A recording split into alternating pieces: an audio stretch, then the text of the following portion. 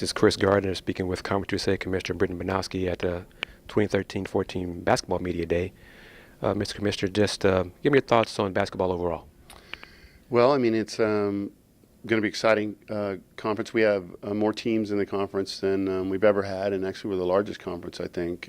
So it's hard to project who's going to be good and who's not until we get into the season. But we have some terrific teams, great coaches, top to bottom, both on the men's side and the women's side. So it should be very exciting. With the league being 16 teams now, is there any concern of being too big? Not really. I mean, I think we can handle the certainly the structure and the organization of it. We're bringing all the teams to the tournament, so that'll be a trick. In fact, we're bringing all the teams to the tournament on the men's and women's side. So we'll have 32 basketball teams competing in El Paso, which might be a record. I don't know. It's going to be an awfully big event, but no real concerns about the management of it.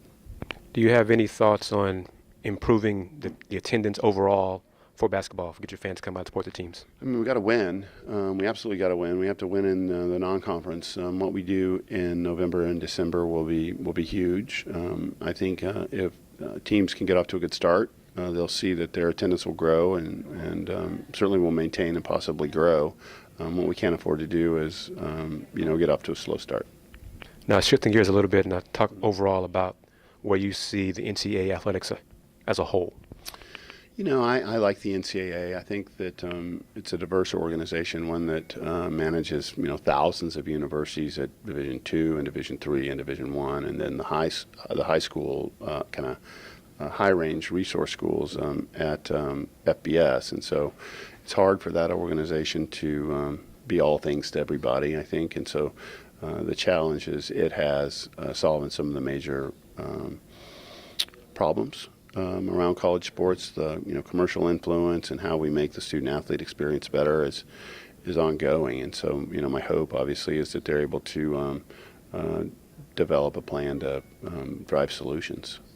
Any thoughts on, or do you believe it's a widening gap between the haves, so-called haves, and the have-nots? The resources are certainly being captured at the high end, no doubt about that. The media revenues are going up and up and up, and for the most part, those revenues are flowing to the high resource conferences. There's 5 of them really, but it doesn't mean we can't compete.